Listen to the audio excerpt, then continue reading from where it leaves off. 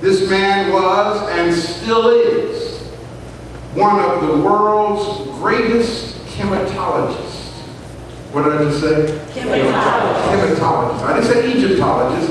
I said chematologist. And the reason why we differentiate between the two is because whenever we talk about Egypt, nowadays we're talking about the Egypt that exists since the invasions of Egypt. Yes. Right. But when we say Kemet means black. So we're talking about the ancient civilizations of our ancestors. You see, it was the personal time that this great man took with me and one of my associate ministers. In my previous church in New Jersey, I had a young brother that was working with me very closely by the name of Minister Derek Bohr. And I had a television show, and we would do a lot of shows about what was going on in government. You know, we would do television shows talking about Rex 84. We'd do shows talking about various government programs, Global 2000. And I remember the last show that we did, and what was deep about it, even though Derek was my student, I would have him on the show as a guest lecturer or historian.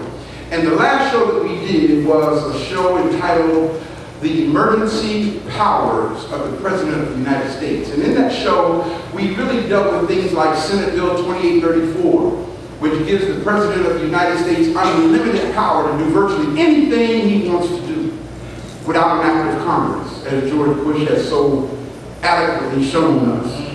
Okay?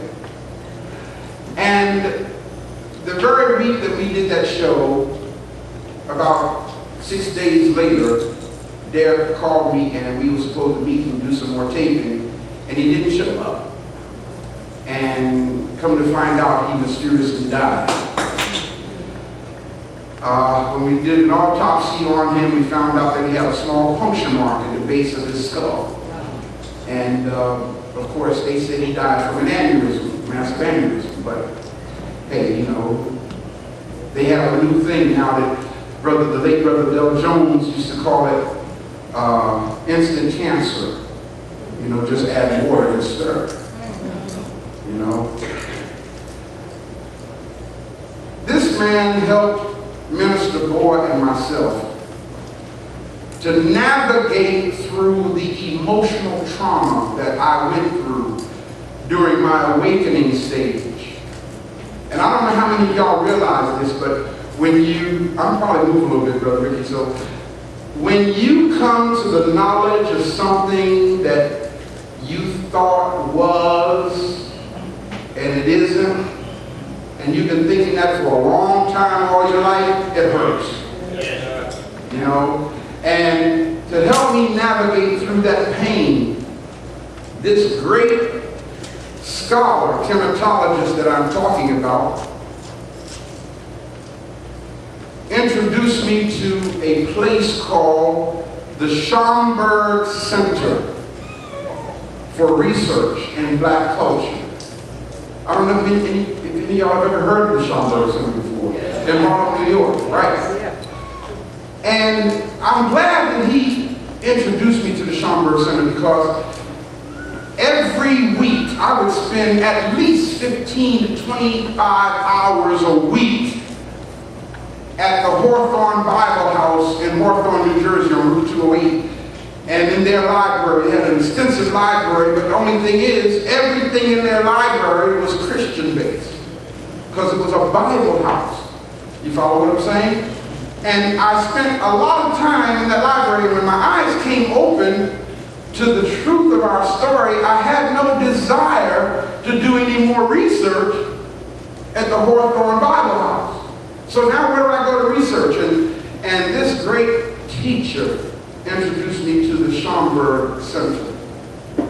It was this great man who first invited me to attend a lecture that was given by the late great warrior scholar, Dr. John Henry Clark, at the Slave Theater in Brooklyn, New York. And it made me feel so good because at the end of Dr. Clark's lecture, this great man that I'm talking about introduced me to Dr. Clark, and he put his hand on my shoulder and he said, "John, we have a brother." He didn't say brother, he said, "We have a brother." He didn't call me a pastor, he knew I was a pastor, he didn't call me that. He said, "We have a brother who is learning the truth." You know, and that meant so much to me. I began to spend my weekends at the Slave Theater, listening to lectures from these and other great teachers of our African story. The director of the drama club in my previous church in Patterson, New Jersey, was a young lady by the name of Eleanor McKnight. And Dr. Ben had a daughter named Eleanor who had passed away. So Dr. Ben adopted the Eleanor in my ministry as his daughter in honor or memoriam of his daughter. And Eleanor and I would go over regularly, sometimes 2 or 3 times a month, and take Dr. Ben to lunch. Man, that brother could eat. I'm telling you, you know, I mean, to be as conscious as he was, I thought he would have been a vegetarian. Okay, but listen, trust me when I tell you, the vegetarian influence meant absolutely nothing at all with Dr. Ben, okay? Especially when it comes to different meats and pork. Okay? But we would have lunch together many times, and when his schedule would allow it, that is. And I'll be honest with you, y'all, the moments that we shared were most precious to me because sometimes I wouldn't even eat. Most times I didn't eat. You know why? Because I was already eating. Just listening to him talk. You know, I remember saying to Eleanor, now I know what the disciples must have felt like sitting at the feet of Jesus. You know, because that's how I felt at that point in my development, in my paradigm. That was the closest thing I could relate to. Just sitting at this man's feet, sitting at the table, listening to him talk, man. It was so powerful. I learned so much from him. You know, we didn't have a lot of time together, but we had enough time together for this man to do what the Creator purposed for him to do in my life. And you know what that was, y'all? That was to deposit the seeds of right knowledge in me. That was his assignment in my life. Not only did he do that, okay, but he also strengthened me by directing me to the Schomburg Center and also directing me to the Slave Theater, where I would go every weekend and fellowship with other brothers and sisters of like mind. You heard our brother announce just a little earlier how lonely it can be out here when you have a certain paradigm of awareness that most people don't adhere to. It can be very painful. You know? And so to the Slave Theater and also to another organization called African Echoes that met every weekend in East Orange, New Jersey. The founder and director of that program, Brother Earl Thomas, he's still the director of it today, and we're very close, almost 20 years later. You know? And as I was putting this message together, it dawned on me, man. It really dawned on me that I have never publicly taken the time to honor my first teacher. I mean, I've spoken about him many times, but to actually dedicate a message just to him. And I don't know, I don't know how much longer he's going to have with us because he's not well. He's very, very ill right now, Dr. Ben. But I just wanted to dedicate this message today by giving honor to my first teacher in African Studies, a grandmaster teacher by the name of Dr. Yosef A.A. Ben Yakin. Would you guys put your hands together?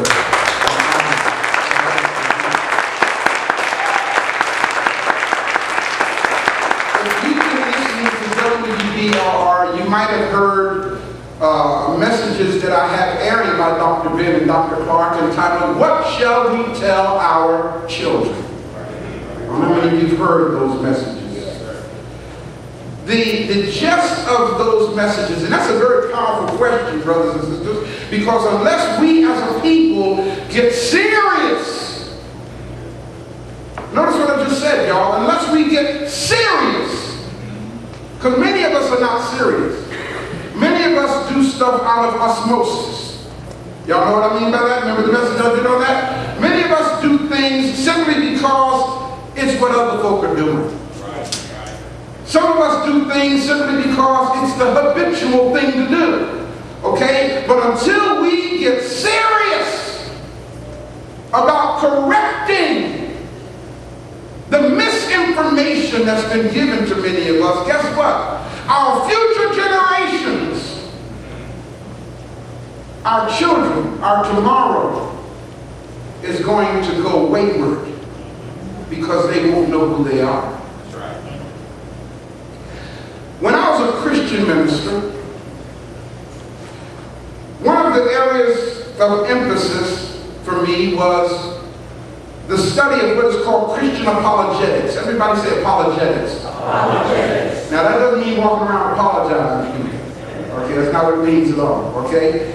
Apologetics comes from the root word apologio. That's spelled A-P-O-L-O-G-I-O. Apologio. And apologio, or an apologist, means when a person is an apologist, that means to speak in defense of a thing. That's all it means. So in order to speak in defense of something, you have to do extensive research about that thing so that you can defend it. Am I making sense, brothers and sisters? Apologists are known for taking on points in arguments, conflicts or positions that are either placed under scrutiny or viewed under persecutory examinations. So as a Christian minister, I was very skilled, and yes, I mean that. I was skilled in the defense of the Christian faith. You hear what I'm saying, Brother Marlowe? I was skilled in the defense of the Christian faith. My favorite verse of scripture was the 3rd verse of Jude. But Jude is the only chapter, so there are no chapters in Jude, just verses. So Jude 3, here's what it says. It says, Beloved, when I gave all diligence to write unto you of the common salvation, check this out now, it was needful for me to write unto you and exhort you that you should, check this out, earnestly contend for the faith, which was once delivered unto the saints. Y'all ever hear that before? Yes, sir. Earnestly. It didn't just say contend for the faith. It said earnestly contend for the faith. And the newsletter of my ministry in New Jersey was called The Contender. Now what's really deep about it is the word contend in this verse means to be a combatant. Okay? I mean, ready to go to war in defense of the faith. Yeah, buddy. Now, since my eyes have come open, let's cut off over here. Since my eyes have come open, and I've seen the African evidence that demands an African verdict, I have applied the very same vocation to be a combatant for the truth of our African story. All right. So you see, brothers and sisters, I didn't change. I'm the same I always have been. Only thing is, my knowledge is different now. That's why when people say to me, well, what is it that I'm supposed to be doing? I said, what have you always done? All right. Am I making sense? Because what you were supposed to do is something you should have been doing all along anyway. Am I making sense, people? Yes. Yes. All right. Give me the other microphone, please. The most essential element that's needed in the field of apologetics is evidence. Everybody say, you know what, I don't think I really need it. I'm going to just keep my voice up. Thank you. Everybody say that after me. The most important element The most important element needed needed in the field of apologetics is evidence. Now what do I mean by that? What do I mean by evidence? You see, a lot of people make claims for stuff and they have no evidence to support it. And without evidence, you don't have an argument. Right. Yes. Am I clear? Yes, sir.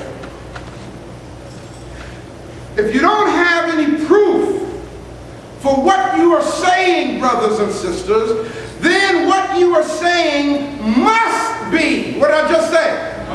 It must be classified as myth. All right.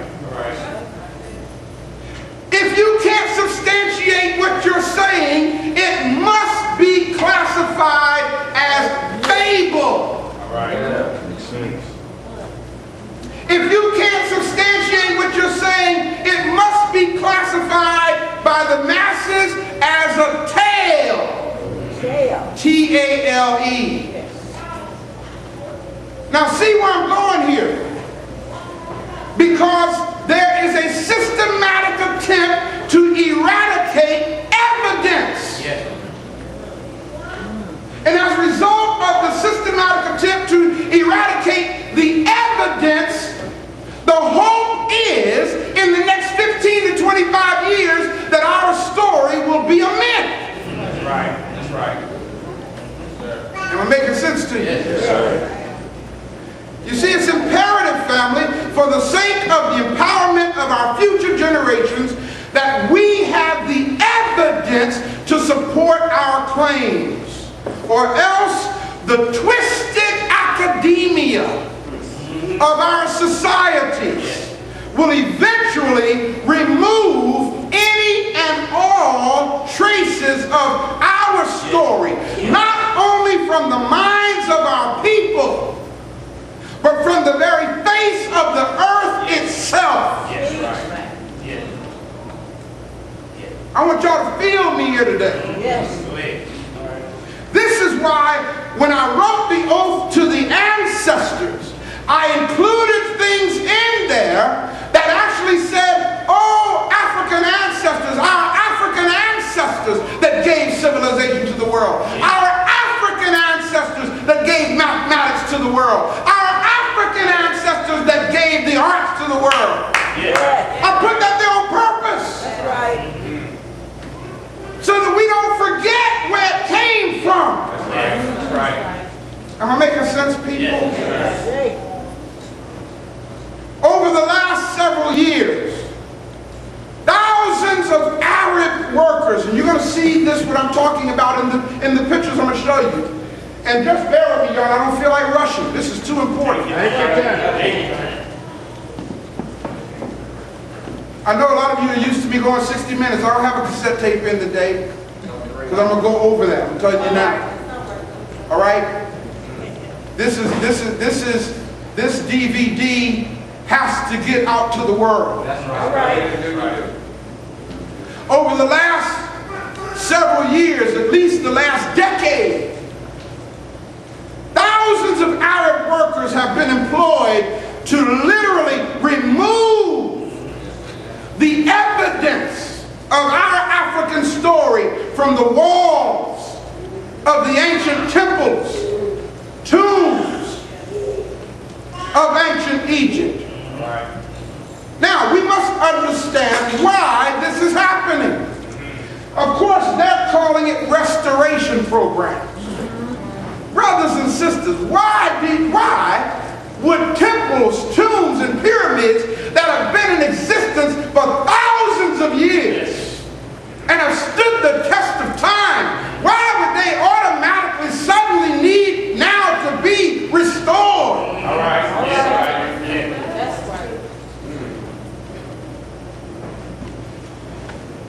Why is it happening? And why isn't it being stopped? Well, I can tell you answer the second one right off the bat. Because the people who would stop it don't have the power to stop it. All right. Real simple. Now, why is it happening?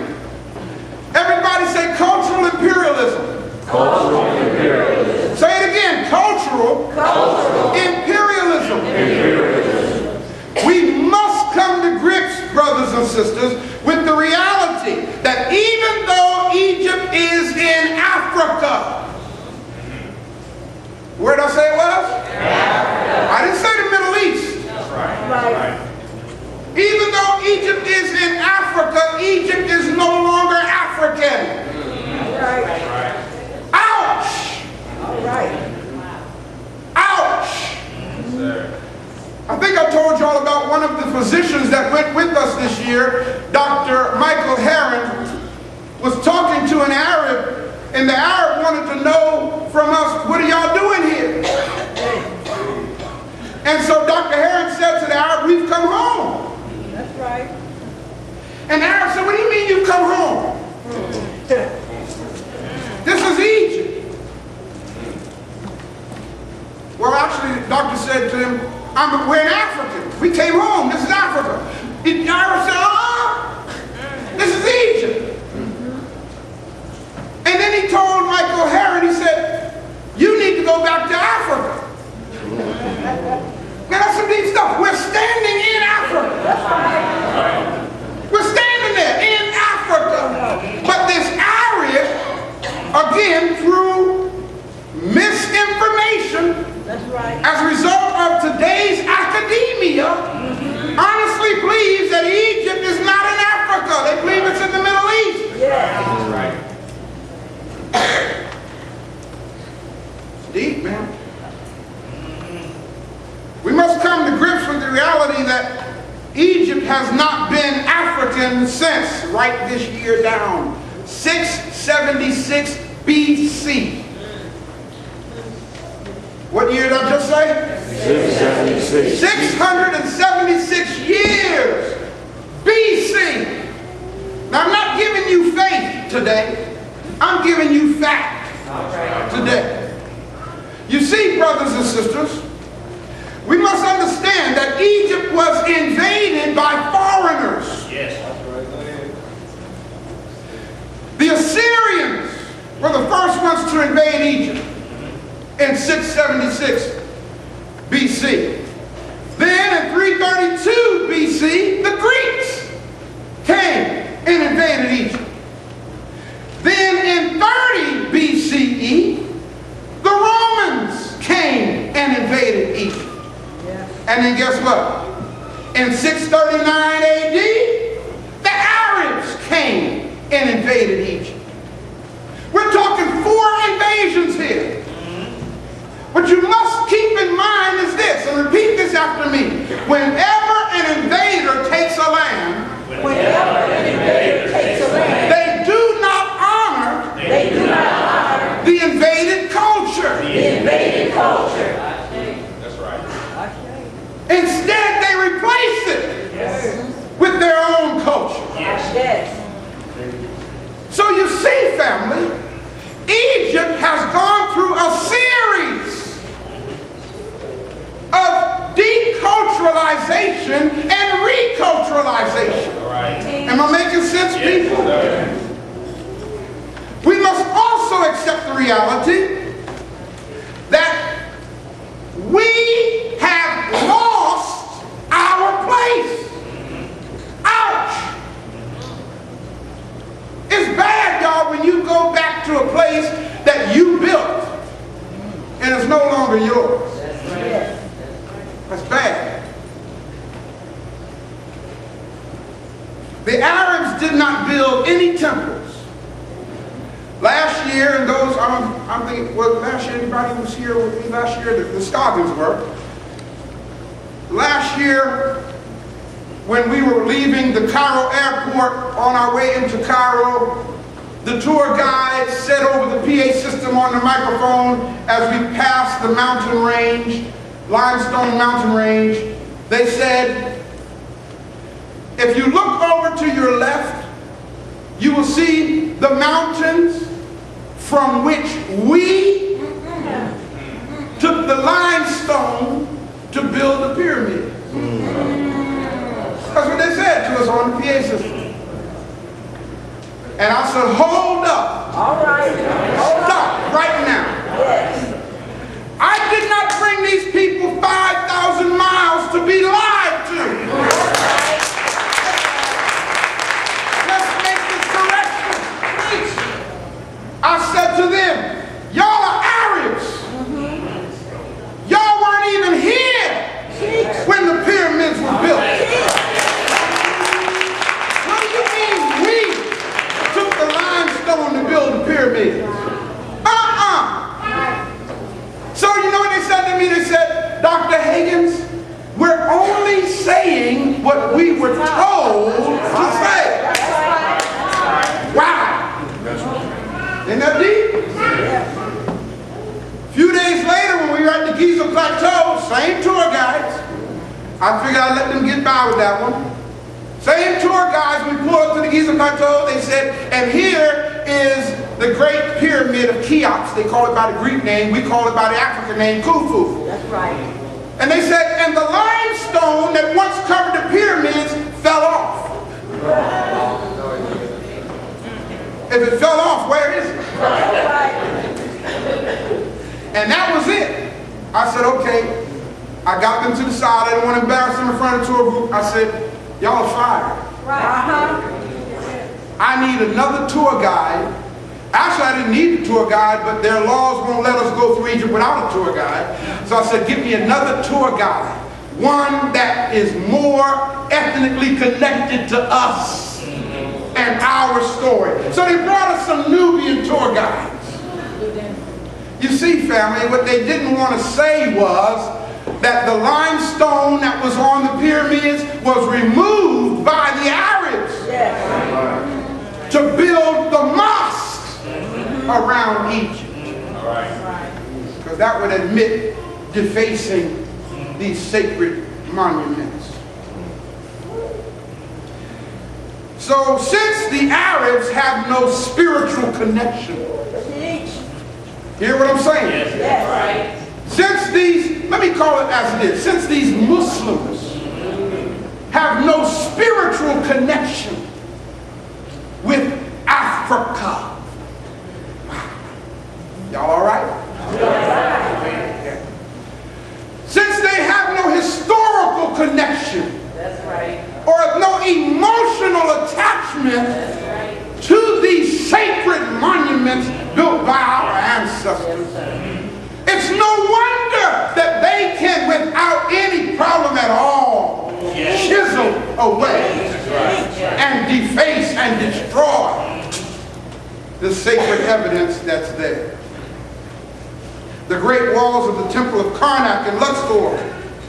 And you're going to see this in a minute. I'm going to show you all this. You're going to see it for yourself. Since you didn't get to go with me, I thought I'd bring it back and show it to you. The great walls of this sacred temple of Karnak, the world's first university. This great temple in Karnak, where the sacred lake, where the world's first baptisms took place. The great walls of this great sacred temple, right now as I speak to you, is being disassembled stone by stone. Arab workers are removing rock and wall material every day and simply discarding it as debris. You know why? Because it's not their story. Are y'all hearing what I'm saying? Yes. The defacement and destruction of the temples, tombs, and pyramids is happening at such a rate that even those who went back with me this year, who went with me a few years ago, expressed the pain in seeing the changes made since they were there a couple of years ago. What's most painful, family, is that, and check this out, in the matter of a few minutes, Arab workers, by the way, let me tell y'all, they are employed. They didn't just decide to get up one morning and go find a chisel and a hammer and go deface the pyramids and whatever, and the temples and walls. They didn't just wake up and say, let's go do something. No. These Arab workers have been employed by major corporations from Europe and America and Cairo.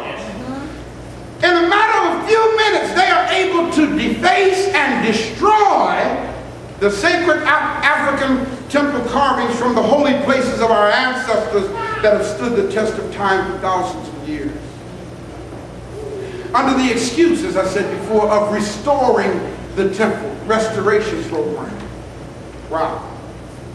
The temples and tombs, they are altering and removing the features and details of temple images until, guess what, y'all? Even I don't recognize some of the stuff.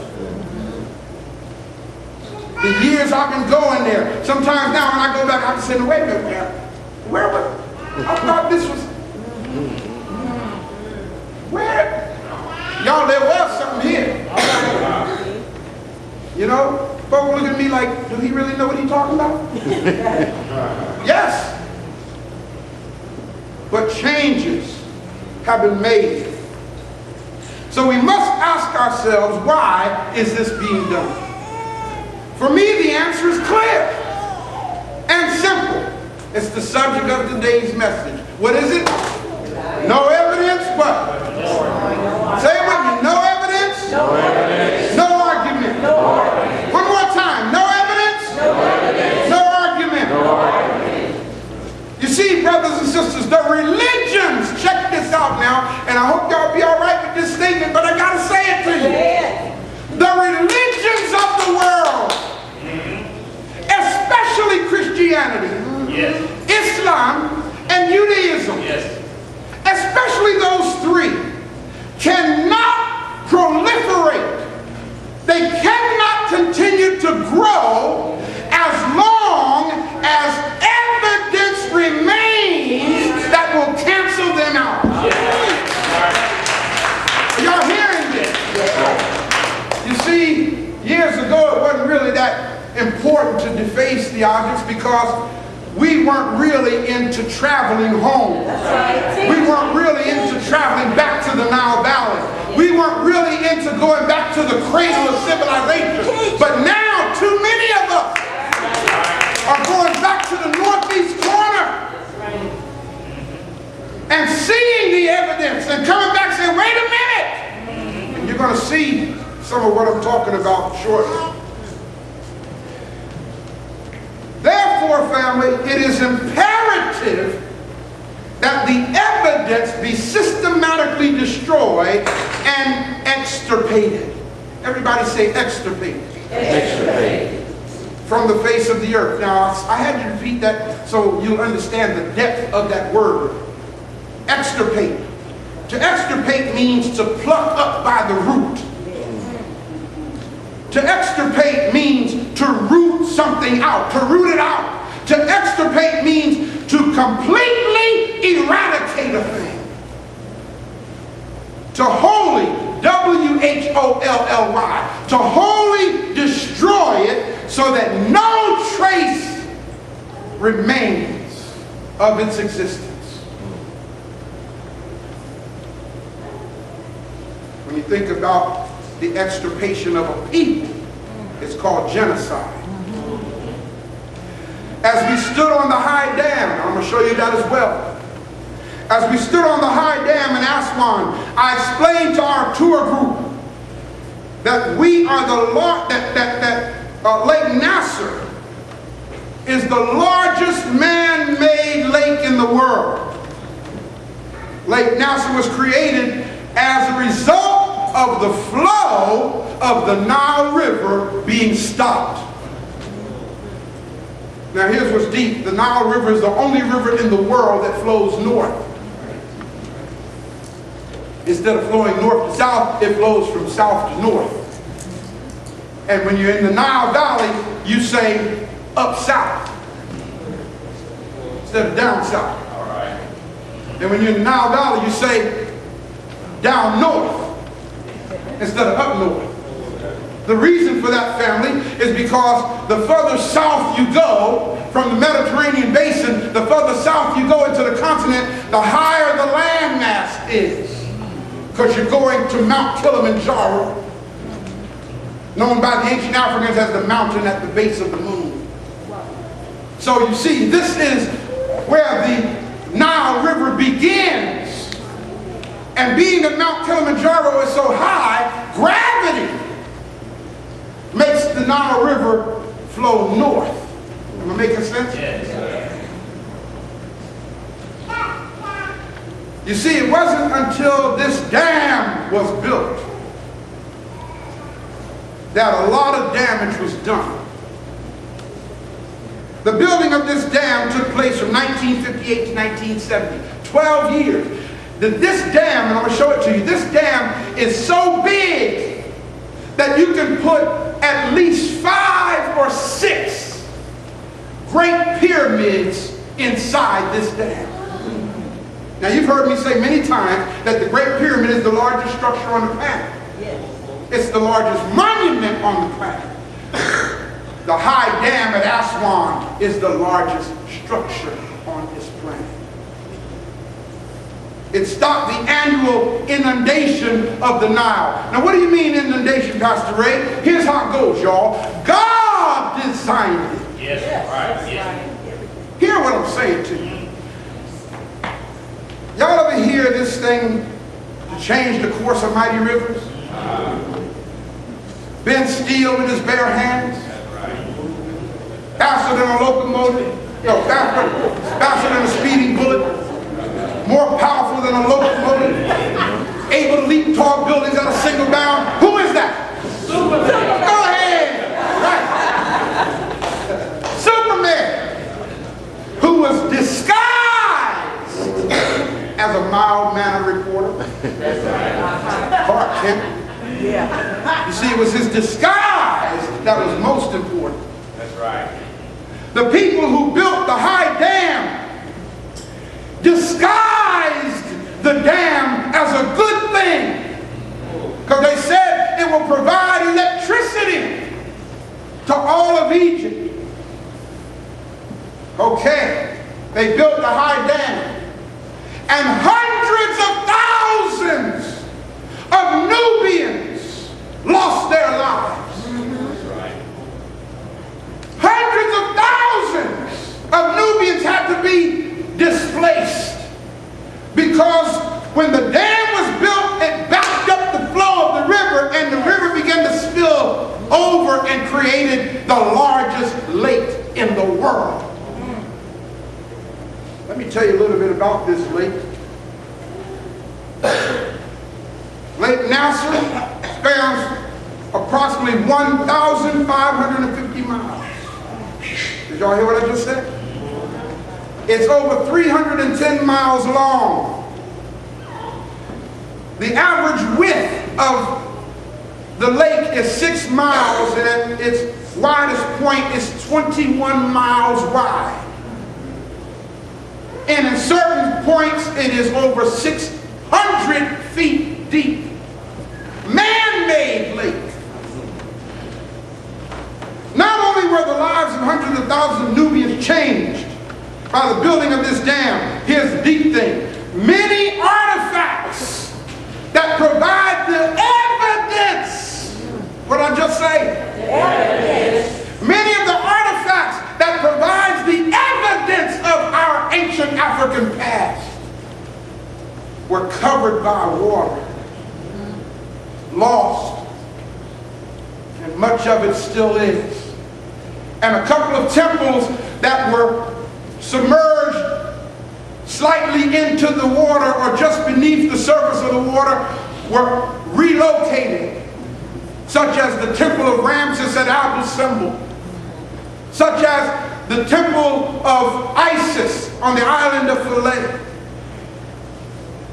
taken up out of the water and reassembled.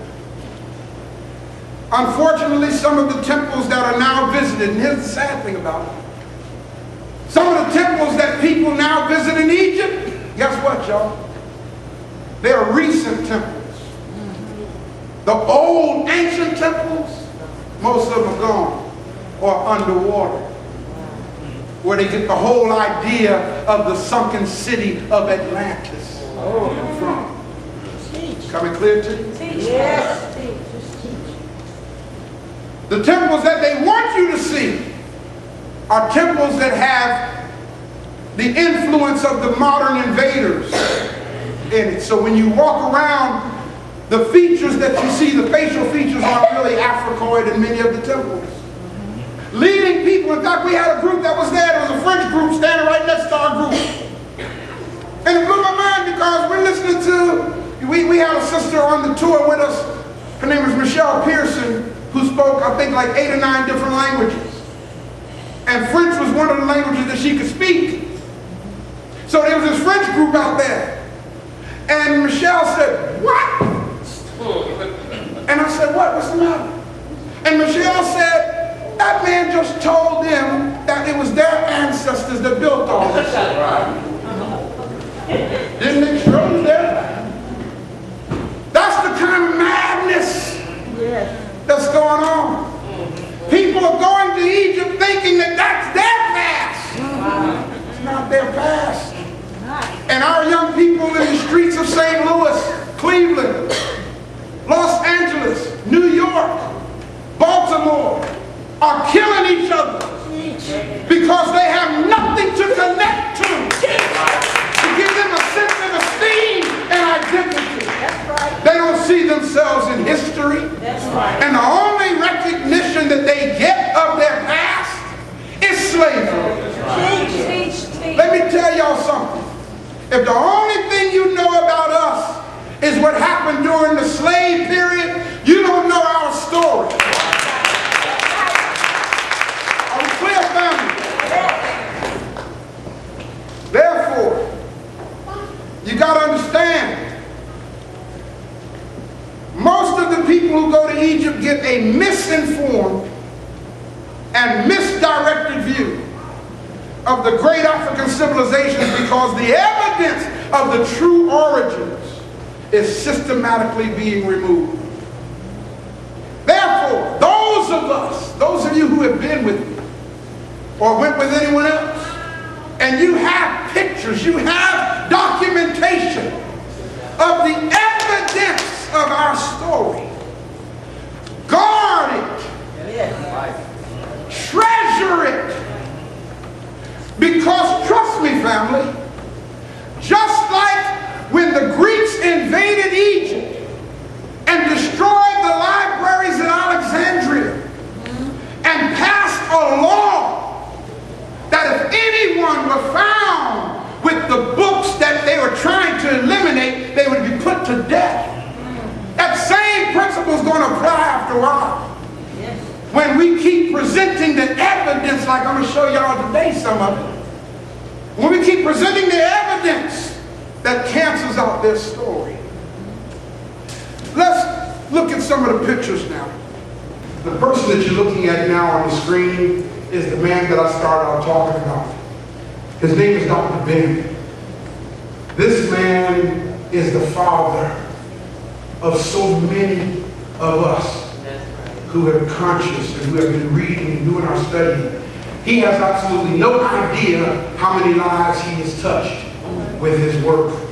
So we honor him today. Let's kind of go back here now. I told you at the beginning that Arabs have been employed. And it's deep because when I took this picture, the tourist police came to me and said, no. Why not? Why don't you want to take this picture? Because here's the proof that they're there, resurfacing the evidence. See? Now mind you, in fact, this particular picture was taken inside the temple of Horus at Edfu. What temple did I just say? Horus. Wow. Why the temple of Horus? Why the temple of Horus? You know why? Because Horus is the Jesus of Christianity. Got me? See, Horus of ancient Egypt is the Christ, the virgin-born Christ, where the whole story came from. Getting deep to that, this particular temple, notice what's happening to the walls. You know, I had to get it. And again, when I was taking this picture, they tried to stop me from taking the picture. No camera. Why? Okay? Here's your proof, man. They're actually chiseling off the reliefs that have been here for thousands of years and cementing over it. And what's really deep about it is they chisel these little pieces off and then bring them out here to what we call Egyptian exhibits. And y'all pay all this money to go see the raping of Egypt. Right. You got me? Yes. They bring a little piece of a wall and people think they can bend to see something. Wow. You know? Look at this, man. Look at this. Now you're looking at a wall where about maybe 15 years ago that entire wall was covered with Egyptian artifacts or reliefs. Let me show you a larger part of the same wall. You see? Now I can tell you that it's happening, but it means a whole lot more when you see it happening, right? Look at it. That was my group last year. Look at this. Look at that, man. The whole wall.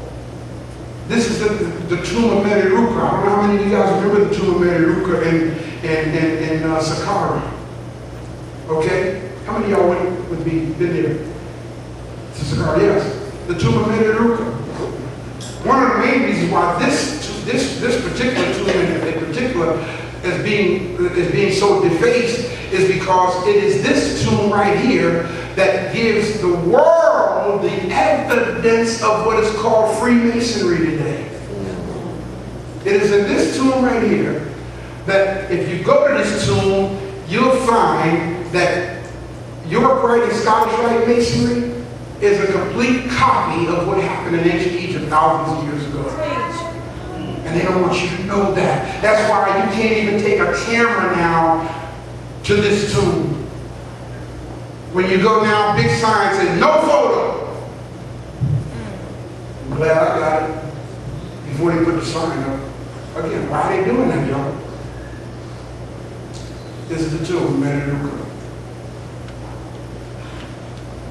Okay, I told you that the temple walls at Karnak are being disassembled. Brick by brick. Stone by stone. Here are walls, people, that have stood for thousands of years. All of a sudden now they get ready to fall. So they say that it needs to be disassembled. Why? Look at this.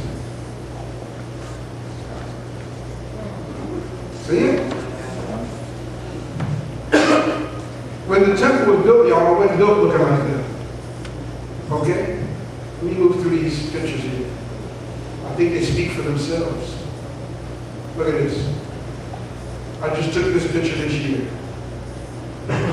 Okay? They're just actually disassembling and just laying the stones down. Just laying them down. You know why? Because the people who are doing it are not attached to it. It has no meaning to them whatsoever. You know? Their ancestors didn't know it. Look at this. And they got this rolled off. I was just taking a picture, and again, no, don't take no picture, no picture, no picture. Why not?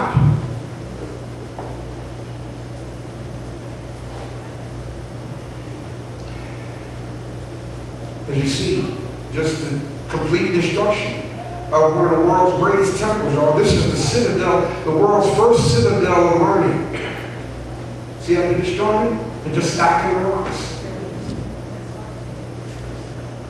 It's not a good feeling, is it? No.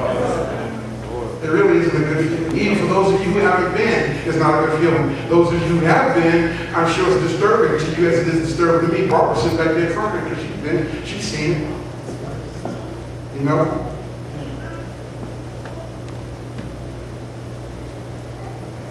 Again, look at this, man.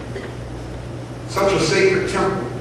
And by the way, so you know, this temple, the temple at Karnak, was dedicated to the god Amun-Ra. Amun means the hidden aspect of God. The part of God is so great that our finite minds cannot grasp it in its totality. And Ra is the sun in the sky, the visual manifestation of God. So you see, the ancient Africans had a God consciousness. And this entire temple was dedicated to the god Amun-Ra. And it showed it throughout But see, you can't let that stuff remain, because in this temple there are reliefs there that show messages that show, where you see what says, I and the Father are one. You see what I'm saying? In this temple you see where the Son becomes the Father and the Father becomes the Son. You see where the Son is called God, because the Son has on the headdress of Amen. In this temple you see where, look at it. That was a column. One of the columns. Now look at it.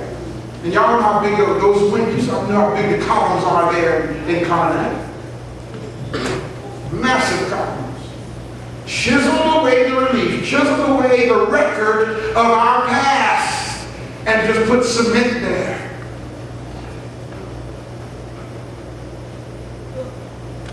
Yes. Oh, this is really neat, because this is in the temple of Luxor. And I think some of you guys might have heard me talk about this sister who got up in our orientation, talking about Yvonne Wright, sure. Okay, and Denise Morrow. Remember Yvonne when she stood, a little short sister who was with us this year? She stood up at the beginning of the orientation of the lecture, and she said, now I'm going to tell y'all, the only reason why I'm here is because my daughter gave my husband a birthday present. He's always wanted to come eat. And she couldn't so very well send him without me coming too. She said, but I want y'all to know, I'm a Christian. She told us that from Jump Street. She said, I'm telling y'all now, in order to let us know, don't be trying to change what I think. So I said, not a problem, we respect that. I said, I'm not here to change anybody's belief system. I'm simply here to show you the evidence. All right. That's what I told her. I said, and after you see the evidence, you take it to your own little court of law and let your brain do the work. So when we got to this temple, this is the temple of Luxor. Okay? When we got to this temple, everybody came out. She was still in there. It's a nighttime now. She was the last one to come out. And it was this wall right here that did it to her. This wall right here. She came out and I said, Sister Wright, is anybody else behind you? She said, no.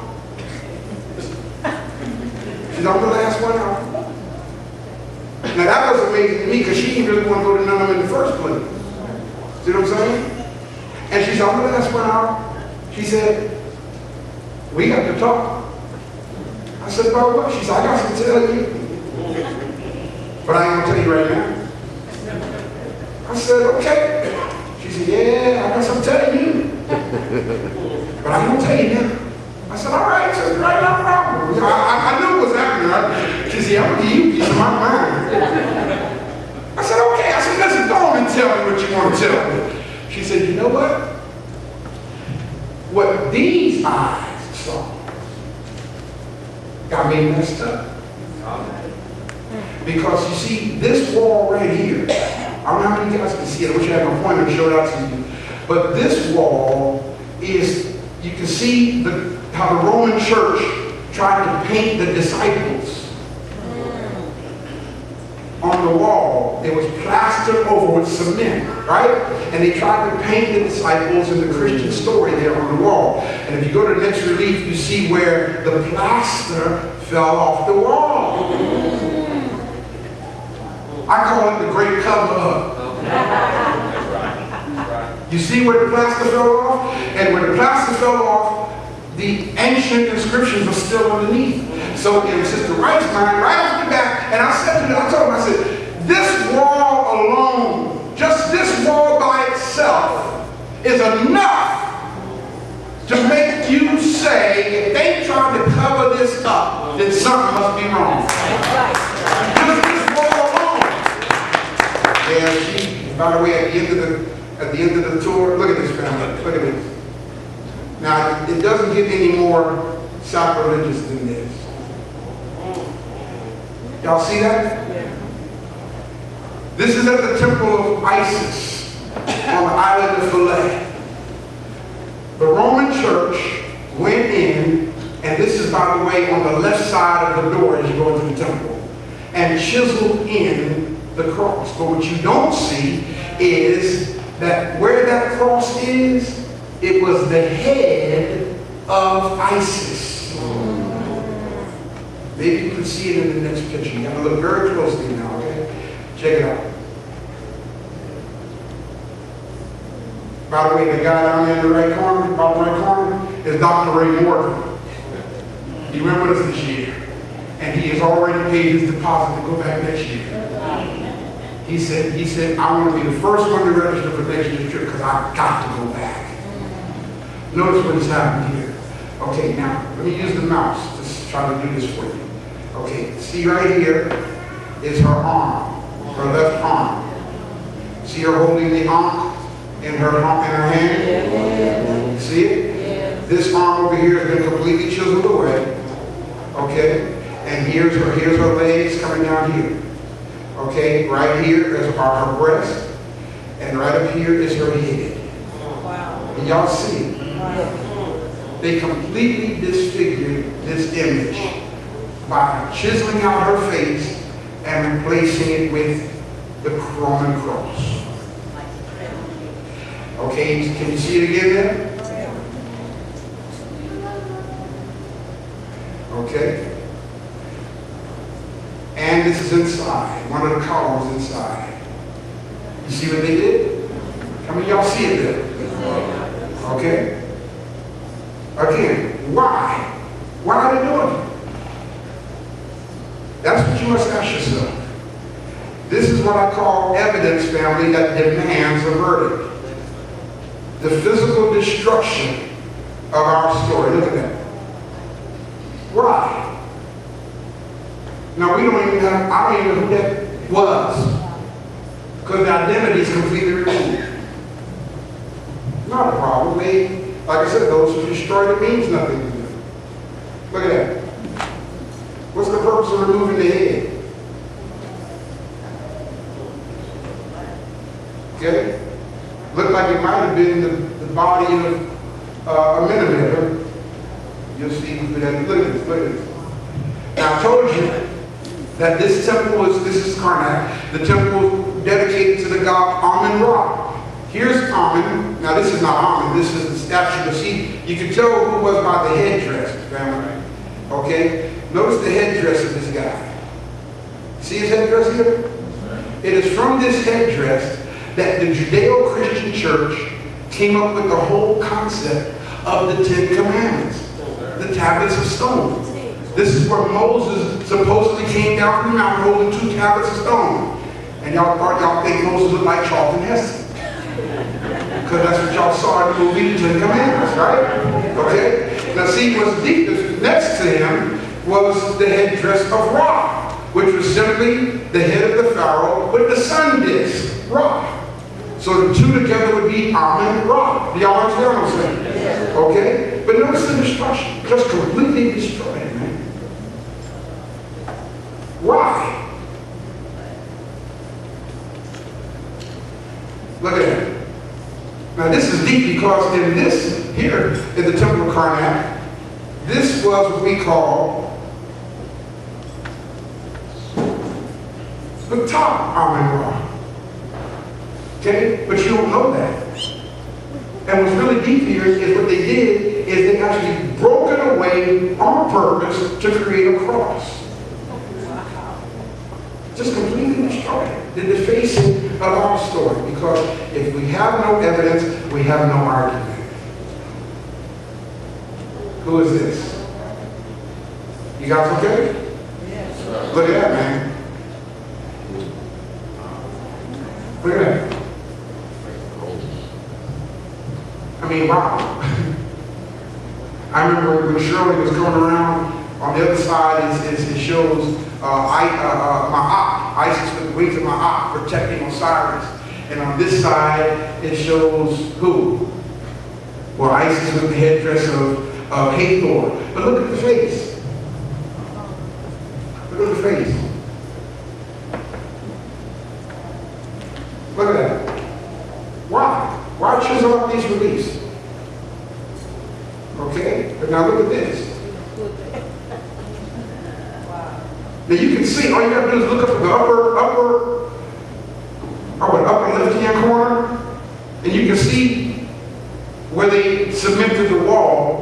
and then plastered over the cement to paint their Christian story.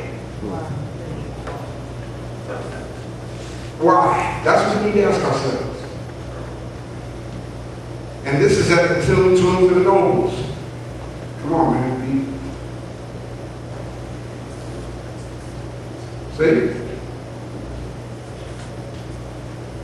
Again, trying to replace our story with the story that was given to us by Rome. Okay? And as a result of the fabricated story that was given to us by Rome, some of our people been running for Jesus for a long time. And you ain't tired yet. And I'm not trying to be insensitive. I'm trying to be serious. I'm trying to get you to understand, family. You see what I'm saying? A lot of people see that and have no idea what's going on. A lot of people don't even know what that means. See that? Start looking for that. George Bush does that a lot. Okay? There's a meaning behind it. Okay? Has a lot to do with the Masonic order. Don't ask me, please. Okay? You like people that say, Pastor Ray, what does it mean? I can't tell you. Just trust me. It ain't got nothing to do with Jesus. Okay? That's the main thing you need to know. Here are the disciples. Why most times around the head is round, a halo. Notice that's square. Y'all see it? The square is around the head? Anybody know why? Everybody say Masons. Gotta understand the influence of the Masonic order here, family. Okay? 4 right angles is how many degrees? How many? 360 degrees. We're talking about the square. Y'all remember growing up, be there or be square? You didn't know what you were saying. Okay? 4 90-degree angles. It still comes out to be a circle. Okay? Look at this, man. Look at this. Why? Oh, man. Okay. Y'all see that? Anybody know who that is? I mean, I know you don't know who it is. What does it represent? What is it called? Ptah. Exactly. In ancient Egypt, Ptah was that which represented the God of creation, the creator of the universe. Okay? Now here's the deep thing. I want to see how many of y'all connecting the dots. What image was copied from this? The Oscars. Exactly. There you go, man. Why did they tear the head off of it? Yeah, it's recent, man. If I can see the scalpel right there. The physical destruction of ancient Egypt. And of course, there's your Oscar. Okay? Oh, this is good. Now, I was just showing you the physical destruction of Egypt. Let's kind of come current for you now. Okay? This is in Washington, D.C. At the imperial, what do you call it? Lodge of the shrine. The Shriners get their 33rd degree. I mean, Masons would get their 33rd degree. Y'all see that? That's on the left side, and on the other side of the stairs, there's a copy of that, a duplicate of that. Okay? That's in Washington right now. Look where they got it from. That's in Vegas too? Wow, I didn't know that. Okay, see where it comes from? This is ancient Egypt here. This is the symbol of the knower. Oh man, I gotta confess to y'all, I wasn't supposed to take this. And if no one's not that clear, because I did an emergency snapshot with my cell phone. I just took this year. You know why? Because this is the crown of thorns of Serapis. Now some of y'all saying, so who's that? Remember I'm talking about Serapis? Serapis was the image that became the object of worship. That was the reason why Constantine called the Nicene Council in the first place. Because the Serapis image, they were worshiping it as Christ. And the followers of Serapis were called Christians. That's the crown. That's Serapis there. That's not Zeus. That's Serapis. That's the Serapis crown. Now you see why they don't want you taking cameras in the Cairo Museum, because the evidence is there. So since I didn't have my camera, I had my cell phone. And they had an attendant standing right there watching, make sure I don't get the pictures. And I told a couple of the brothers in the tour group, I said, I need y'all to distract him. So about 3 brothers got around the attendant and grabbed him by the arm and kind of pulled him over because they were acting like they wanted to show him something. And while he was there, I did a quick draw kind of thing. I reached in and pulled out my camera, hit the camera, and folded it. Got it, man. That's the best I can come up with. There's the evidence, man. There's the evidence. Look at this. And you can tell this is recent. This is at the Temple of Hathor. And anybody who's a York Rite Mason, there's your eagle. There it is. See, that's why they don't want you to know this. Look at it. Who is Horus again?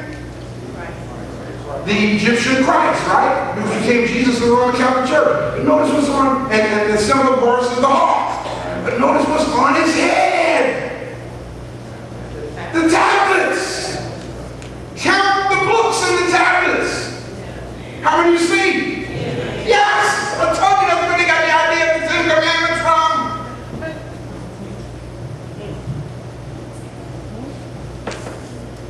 Yeah, buddy. Oh, this is a good one. We went in here this year. Look at that, y'all. Look at that. Y'all know what that is? It's a boat. In fact, it's the world's oldest seafaring vessel. Yes. Look at it. And it's bigger than y'all think it is, too. This is called the Debunking. Look at that, y'all. That's the back of the thing. Is this the back? Yeah, that's the back of it. Look at it. Y'all see how big this thing is? I mean, it is massive. And it's called the Debunking. Everybody say Debunking. It is from this that they came up with the story of Noah's Ark. Y'all okay? Look at that, man. Because Khufu, by the way, this is Khufu's boat. Khufu took out when he took his boat out, he would take 2 of all of the creatures in his kingdom with him on his boat.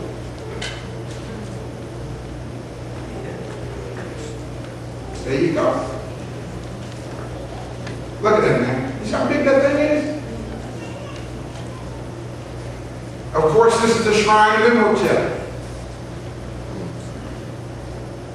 Y'all don't mind this lesson today, do you? No. Here's the shrine of Imhotep. See, young people, when y'all leave about here, I want you to know, this is your history. That's right. That's right. That's right.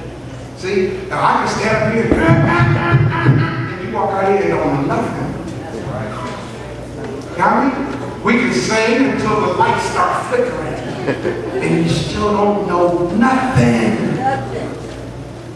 What do you have to say is yours? Look at this, man. Here you have the dude who is the father of medicine. Now let me show you how deep this is. This is the shrine of Imhotep. Okay? See, they want you to see this guy as evil. Right? What they came out with a movie called The Mummy. Right. And the evil power in the mummy was named what? Imhotep. Imhotep. Wasn't nothing evil about Imhotep. Imhotep, the father of medicine. That's in on the square there. But what's really deep is if you look at this, you see over here, this is the prescription that he wrote. Here is your wash basin where they scrub before operating. Here's your operating table. Do y'all see this? Up here is your what do you call it? Your instruments, your medical instruments, your suction cups, your scalpel, okay, your forceps, your forceps. Okay, here's the maternity ward. See the women sitting on the birthing stool? Okay. We had 5 physicians with us this year, and there they are. 5 physicians that went with me this year. And I said, I can't think of a better place for you guys to be, to honor you, than right here at the shrine of the Father of Medicine. From left to right is Dr. Fred Jones from Memphis, Tennessee. Next to him is Dr. Michael Herron. That's the doctor that Arab said you need to go back to Africa. Dr. Michael Herron from Atlanta, Georgia. Okay, Dr. Naomi Kirkman Bay from Atlanta. Dr. Joyce Drake Herron from Atlanta. And my good friend, and you know him very well, Dr. Ray Morgan from Brooklyn, New York. And it was really deep, y'all. Dr. Morgan, Imhotep, was not only a physician, he was an architect as well. And guess what? Dr. Ray Morgan is also an architect. Okay, so while we were at this shrine, we gave him the spiritual name of Dr. Ray Imhotep Morgan. Yeah, buddy. And when I forgot, we went to call him, I called him Dr. Ray Morgan, he ain't moved. I said, Dr. Morgan. He said, what's my name?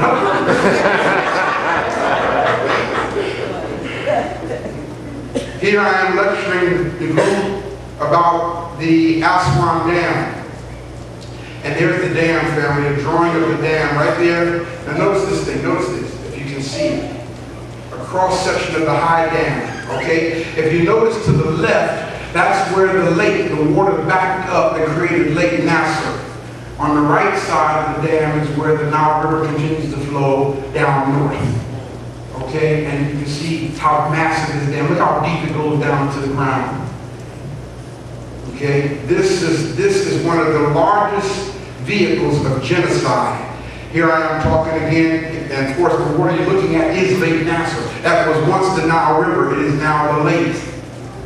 That has covered up so much of our artifacts, and that's not this year, that's a couple of years ago when Brother Brady went, because that's Brady Young in there pointing out to the lake. And I was explaining to them what the lake has done.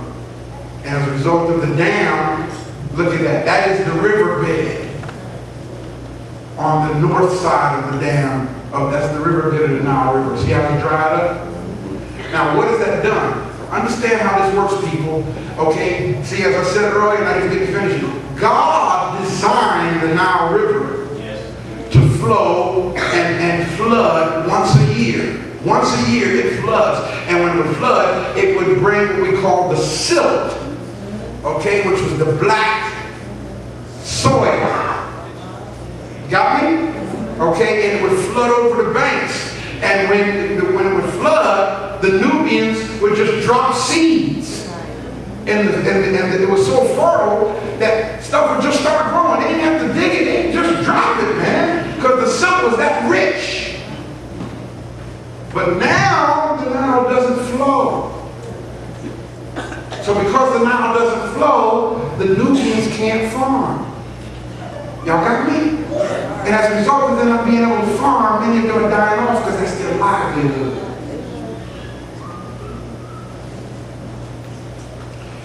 Y'all know what that is?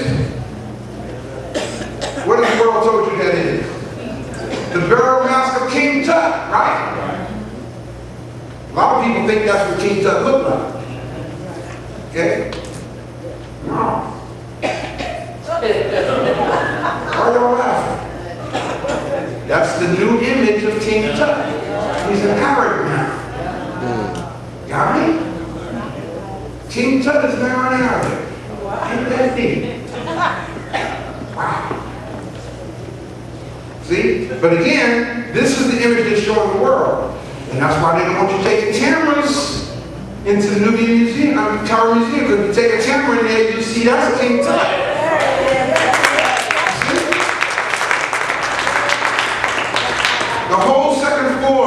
Cairo Museum is devoted to King Tut. They don't want cameras. They don't want me showing the world what I just showed y'all right here. Right. They're putting too much energy, man, in trying to eliminate, eradicate this information. Look at that. What's really deep is this used to be out in the main entrance to the Cairo Museum. Now it's in one of the back halls of the Cairo Museum. And you can't take cameras in there. So you can't go in there now and get a picture of a man's head. Look at the locks on his head. They don't want you to know this.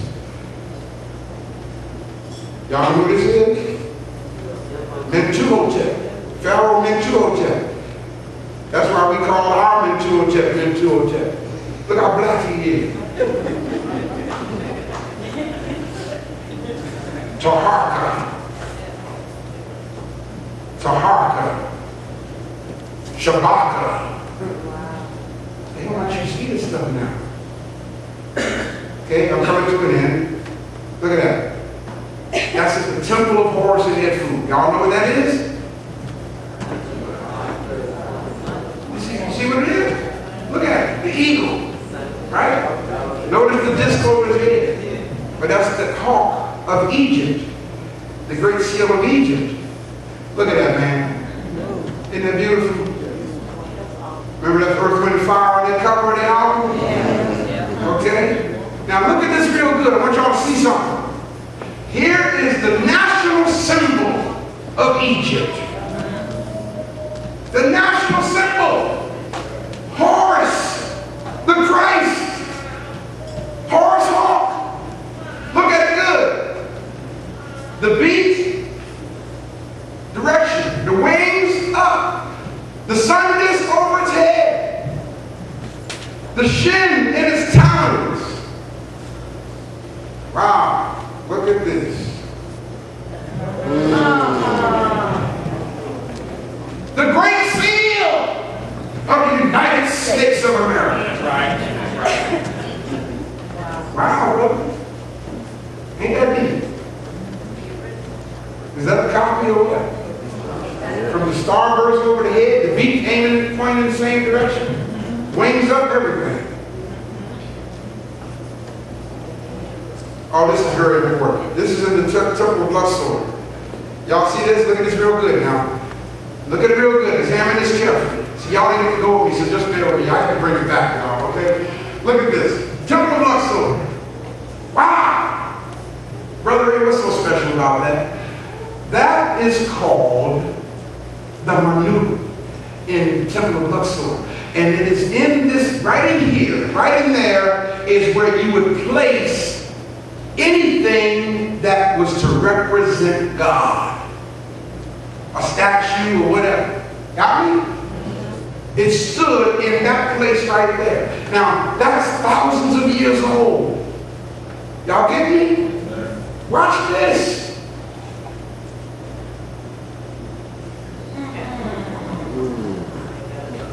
Y'all see it? Y'all see it? That ain't in Egypt. That's right there in Alexandria, Virginia.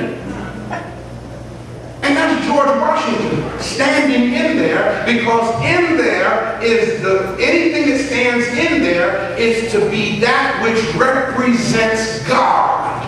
That's right. That's right. Did I lose y'all on this? Are y'all seeing this? See the columns on each side? Oh, I mean, down to the columns, man, look. When I went to Alexandria to the Masonic Lodge there and saw that, I said, man, look at this here. Look at that. Ain't that deep? Anybody know where that is? You say in Las Vegas? Who else? What do you think? Las Vegas. You say Memphis, right? Memphis got that down there? No, y'all, that ain't Las Vegas and it ain't Memphis. But it's a pyramid. Wow. I ain't gonna totally all but it. That's in Florida. That's in Fort Lauderdale, Florida. And guess what, y'all? It's a funeral home. A funeral home. Isn't that neat? Let me show it to you. See the sign? Forest Lawn Funeral Home in Fort Lauderdale, Florida. I went to Fort Lauderdale to do a lecture, and I was riding, I was late for the lecture, and I looked over and saw this pyramid. Almost caused an accident, man. You know, because I hit the brakes, you know, because I couldn't believe it.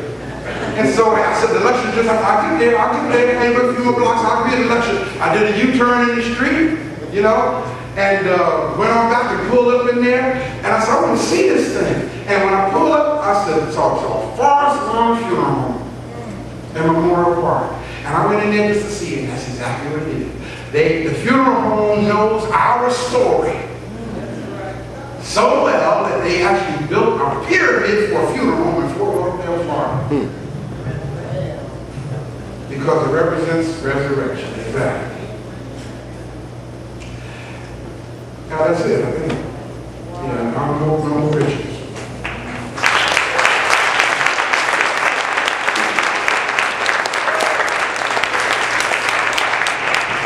So you see, family, you can put on some music or something here, but get it back to you guys. We got work to do. Yes, right. Yeah. Now, as I close, let me close by saying this. And first of all, I'd like to say thank you for your patience. I went way over the time I usually do. Okay? But brothers and sisters, listen to me very well, please. We are at a point in our ministry, in our development, where it can't just be just another day, just another week. Okay? I hope you guys understand. I really do. I really want to say like Professor Small said, do you really understand? Do you really understand what it is we're trying to do? We're trying to resurrect the consciousness of our people. You know why? Because if we can get right thinking in you, then that will give you right actions. Y'all hear what I'm saying? You know, I'm trying as hard as I know how. I really am. You know, and sometimes I feel like, you know, it's not even appreciated. You know, I'm serious, because I got an assignment to carry out. Yes. And that assignment is to save the minds of our people. Because if I can save your mind, I'll save your life. You got me? There's a lot of programs in place, man, to systematically remove you from you. And if you get removed from you, you ain't gonna be no good to you and nobody else. That's right. Y'all understand what I'm saying? So family, let's do what we gotta do to make sure that this message continues to get out to the people. Ashe? Love you guys. Really have